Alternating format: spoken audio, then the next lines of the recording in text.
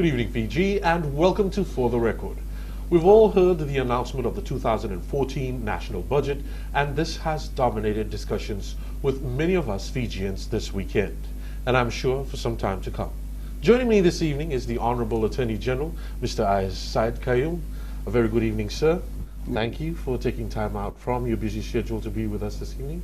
Thank you for having us. And welcome to the show. Now, you're a really busy man. How do you keep going? Well, you know, we're all focused, we all have a job to do, and it's a team effort. Yeah. The family, are they very supportive of this? Oh, yes, which I'm grateful for. All right. Well, I gotta tell you, wow, what a budget. Obviously, a lot of hard work and thought has been put into the process, but something that has generated a lot of attention for Fijians, education, and the chunk of the 2014 national budget that it has taken up. In fact, 541.5 million. That's 19% of the total budget. Now, for the record, is education actually all free? Absolutely, for primary and secondary school, it's absolutely free. And for tertiary education, it is now anybody can go to university as long as they have a place and there are funds available for them to access to pay for their tertiary fees. And that's available to any Fijian student. Okay, we'll get to the tertiary, but with back to primary and secondary, how do the schools operate with all the school levies that used to be paid for, building fees, library fees? Sure. Let me explain. You know, previously under previous governments, and indeed in the past few years, when these education system or ministry has been saying that school is free, as you know, it was not in practice free because parents were still required to fork out money to pay for building levy fees and various other levies that were imposed. The reason being was that the governments have been paying $30 per child per year to the school to educate them. Now obviously that's not enough. $30 is not enough to educate a child for the full year. Now there has been a lot of work that's been carried on behind the scenes, a lot of assessments have been done, and as advised by the Ministry of Education, for primary school students to educate a primary school student from classes 1 to 8 costs about $250 a year. And that's exactly what the Prime Minister announced yesterday, and that is we'll be making an allocation of $250 per child per year. Now what that translates into is that the family, the parents, they don't have to pay any other fees. With $250 is enough and should be enough, as the Prime Minister also announced yesterday in his address, the breakdown of the $250, where what amounts will go where, you know, for library fees, for the stationery, etc. And that's adequate funding. And because on top of that he also announced, because the government is giving $250 per child, is therefore the parents, the families are no longer obligated to pay any other fees to the school. So as long as your child is of school age, next year, they get enrolled in the school, that's it. So that's an assurance right now, for the record. Absolutely, absolutely. I mean, you obviously have to pay for the lunch and uniform, etc. But in terms of any fees, there is absolutely no fees now. Any school, any primary school. Any primary school. It similarly applies to secondary schools. Any secondary school, it's fee-free now, truly. Now there may be, for example, some schools that may want to have some capital works done, you know, have a new building built. If they do want that, the Ministry of Education has now said through the Prime Minister that you come to the Ministry of Education and they see if there's any funding available. If there isn't, and or if they want to, for example, have some sort of fundraising to put up that building, the Ministry of Education may approve it or may not approve it based on the submissions. If the Ministry of Education does approve them to have some sort of fundraising, no child or no family is obligated to contribute towards it. So as a parent, if my son goes to school and there's a fundraising and he does not participate, he should not be victimized? Absolutely not, and nor is he compelled to contribute towards that. I mean, obviously, you know, for that school to in fact have that fundraising in the first place, they have to get the permission of the Ministry of Education. But we suspect many schools no longer will be required to do that because $250 is a huge leap from $30 a child to $250. A big chunk. It's a huge chunk. Nonetheless, the cost of education is there. Many countries throughout the world, and some of them have very successfully done that, try to have free education. And those that have successfully done it have, you can see their track record, that they have a very good crop of well-educated people who do not only contribute towards the well-being of the country, are able to get jobs themselves readily, there's competition in the market, but many of them also get jobs overseas. For example, in Fiji we have a lot of Sri Lankans. Yes, we do. Now, they have had free education in that country for a long period of time. That's why very well qualified people, and they work throughout the world. People actually go there to get them. And Fiji, in fact, before the coups in 1987, was well renowned for its, brain capacity in terms of the intellectual input, in terms of people with technical skill sets, engineers, etc. Of course, we've had a flood of people after that who left Fiji. The Bainimarama government has been very much focused on building the capacity within Fiji. Yes, this is a very wonderful announcement, but even prior to this, we have been focusing on education. As you know, the Prime Minister has gone and opened numerous schools.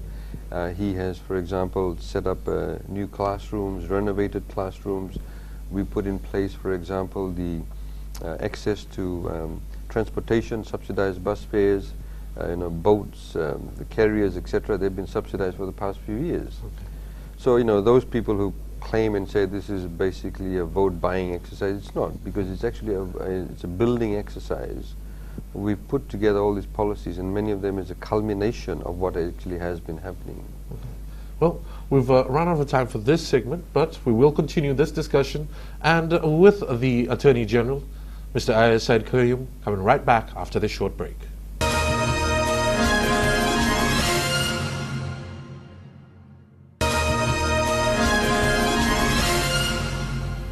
Welcome back to For the Record, and we're speaking with the Honorable Attorney General, Mr. Ayaz Said Qayyum, and talking about the 2014 National Budget. Education, we continue our discussion on this. Let's touch on TELS, the Tertiary Education Scheme, or Loan Scheme. Now, it's obviously a welcome resolution for all Fijian tertiary students. Now, what happens to those students who utilize TELS and then upon graduation leave the country immediately? How does government get them to repay the loan? Well, there's obviously going to be various rules and regulations that'll be put in respect of that. Similarly, for example, there have been various loan schemes previously, and people do need to pay those monies back. And similarly, we will have a provision. Under TELS, the way it's going to work is, for example, those people who have now completed Form 7 or will complete Form 7 this year, if they get a place at a university next year, all they simply need to do with the offer letter, they will go to the university. The university will get their TIN number, so everybody gets their TIN number immediately, so hooked onto the system, the tax system. Just like the Social Security number in the States. Yeah, so you get a TIN number, and you go off, and that fees is paid by the government directly to the university. And once you finish your studies, you will then hopefully get employment. That's the whole idea. And once you get employment, then your loan repayment will be slowly deducted from your salary at source. So FERCA will advise your employer, and the monies will be deducted from source. So it becomes very easy in terms of the deductions. That's precisely what happens, for example, in Australia with the HECS system. Under HECS, as soon as you start working, there's obviously will be a minimum level that you need to obviously earn, but they deduct at source. Now, with the announcement that was made by the Prime Minister, I'd like to elaborate a few things, draw out. For example, there are already people who are on scholarships. Yes. The Itauke scholarships, the multi-ethnic scholarships, and PSC scholarships. Those scholarships will continue, as in those students who are already on the scholarships. We have a legal obligation to ensure that we pay for the scholarship right to the end of the courses. But no new scholarships will be offered to anybody under those schemes. But those who are already on it, we have to pay for it. There's been allocation made of $26 million for that, for them to complete their studies. Some of them are overseas, some are locally based. Then we have $30 million that has been allocated for new students coming in next year under TELS. In that $30 million, as the Prime Minister highlighted, there is also 600 positions for what we call the 600 toppers. 600 top students in the different areas of study who are interested in different areas of study, and which is also essential for the country. So, for example, we may want more marine scientists. We may want specialized skill sets in forestry, fisheries, engineering, teacher training, in medicine, etc. So that there'll be different places reserved in that, and the top students will get full scholarships, and they don't have to pay for that. They don't pay that back because they are top students. So it's a scholarship in the true sense of the word. So it's a true scholarship. You don't have, it's not a loan where you don't have No, to it's work. not a loan. So it's 600 top students in those different areas. Now that allocation in that $30 million, that includes that plus a Form 7 student who may not be the top 600, but next year gets a place in the university. And they go off and they get that letter, their fees are paid for, and then they get, and then they pay for that at the end of their course when they start working. Then, of course, there's a group of students who are currently at university who are paying their own way. Yes. They probably did not get a scholarship last year, and the parents are paying for it, or they're paying themselves. They are also eligible. So next year there'll be the second year students or third year students, so they can also get money in the TELS. So that's an allocation of $12 million has been made for that. What about those who are already in the workforce who wish to go back to studies? Can they? Are they eligible for TELS? Well, under TELS, there is obviously the space that's been given of $52 million. That's there, and the first priority is obviously given to school leavers. In terms of whether there is any budgetary space for new people already in the workforce, whether they can be accommodated, that's something that we need to work out. But this entire TELS administration will be done through the Higher Education Commission, working in conjunction with the universities. I'm just going to quickly jump back to the primary school and secondary school fees. This was a question posed to me yesterday on a taxi ride, in fact. What about students who've already paid for their school fees next year? What happens to them? Do they get their money refunded? Or?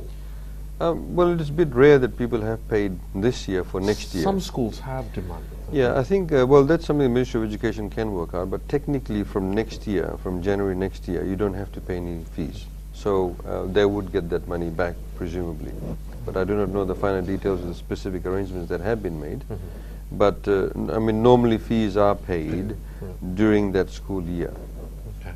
Well, that's something that the Ministry of Education will obviously look at. All right, now let's look at housing. Now, with the continued assistance that government gives to squatter settlements, isn't it worried that this would encourage more squatters? No, not necessarily. I mean, there's also been relocation wherever it has been appropriate. We do not encourage squatter increment, if you like, or increase in squatters. But there are some people who have been living on lands they have been occupying for 40, 50, 60, 70 years. And those lands are available, and most of these areas where there have been development of squatter homes, like the Langi Langi Ujitu estate one that the Prime Minister opened on Thursday, it's actually state-owned area land. So the Bainimarama government saw it as an opportunity where we can provide people with better housing. There is some sweat money that they do contribute towards it, but we've also worked with PCN, so we get the NGO involvement. They have a lot of dealings with the squatters themselves. They have that certain level of expertise that does not necessarily exist within the ministry itself. Is this something government is looking forward for more involvement with other agencies? We've been doing that now in many other different areas too. I mean, for example, the Prime Minister signed the MOU with the Bar Chamber of Commerce regarding the Bar Hospital. So we have, some people we work with, it's not necessarily, they don't necessarily appear on your channel or other media outlets, but the fact is we do work with them. And in this particular regard, it's been very successfully done. In the Langi Langi estate or Jitu estate program, people, some of the squatters who were unemployed actually were working with a construction company. Thank you very much, Mr. Attorney General. Unfortunately, we're running out of time again in this segment, but we will continue discussion right after this short break on For the Record.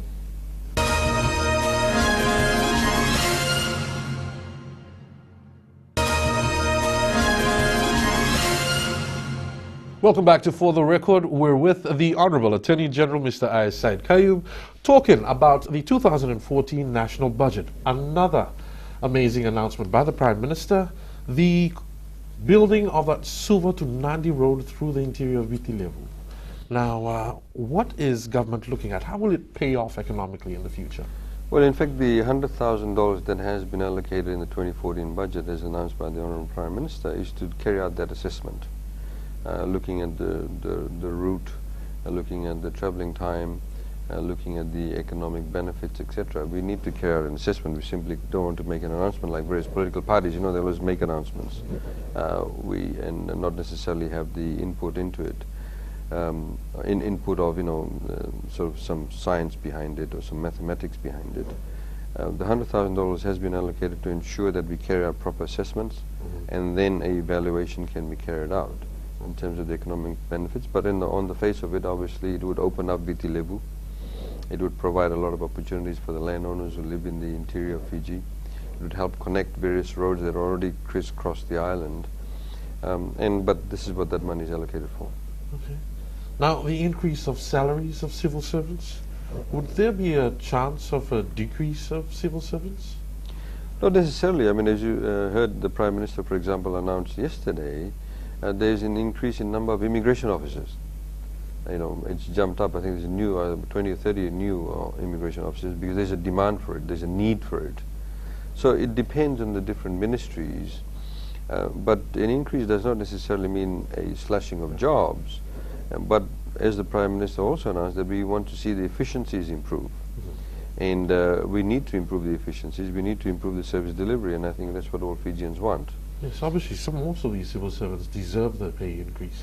Absolutely. I mean, if you look at the 23% hike that actually has been given, I don't think ever before in the history of Fiji have civil servants received such an enormous chunk all at once of a pay rise. The 23%, in fact, applies to the bottom end of the scale, and there's about 14 to 16,000 of them in that end.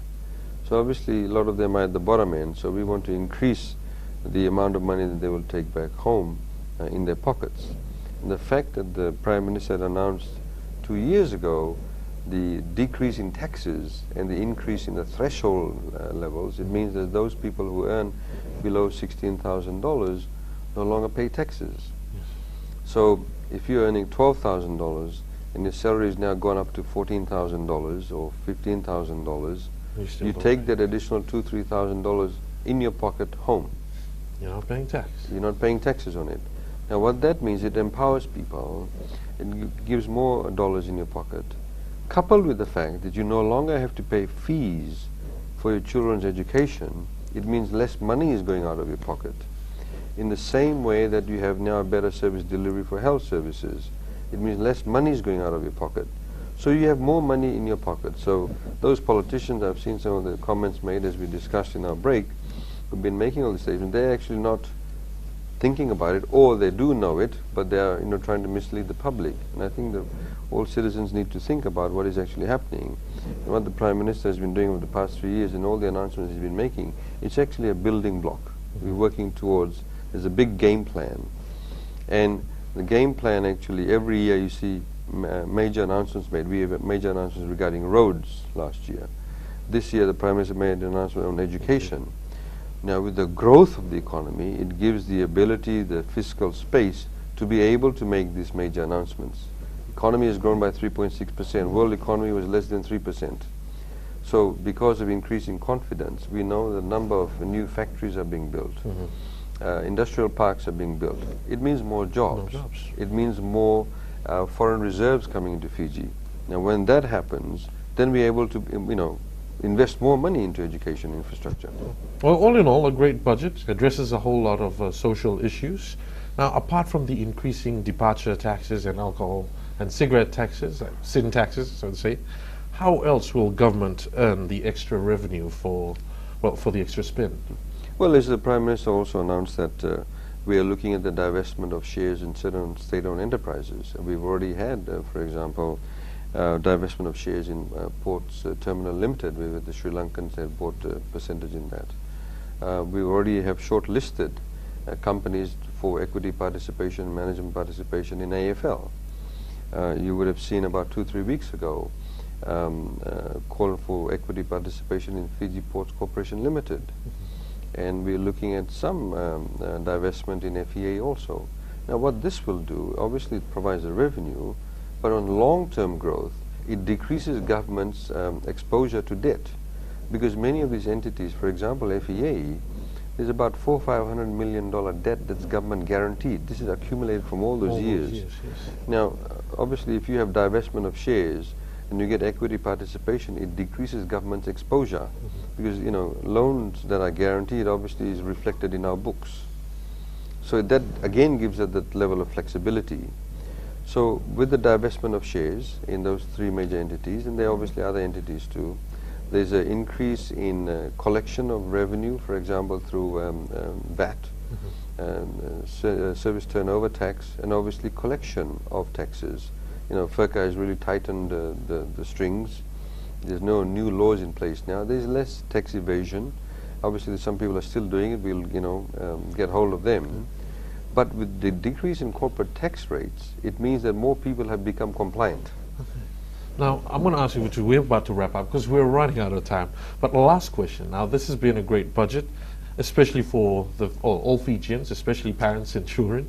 Now, if all goes well, now, what sort of a country does government see Fiji, say, in the next 10 to 20 years? Well, you will have a very well-educated group of Fijians. Everybody will have access to education. Now, not everybody will necessarily become an engineer or doctor. There's also a lot of money being put in vocational training, so we'll have tradespeople also. They'll have increased opportunities, and they will be better educated. We'll have a very good set of infrastructure in Fiji. And it will mean that by having those fundamentals in place, people will be able to then do things that they want to do.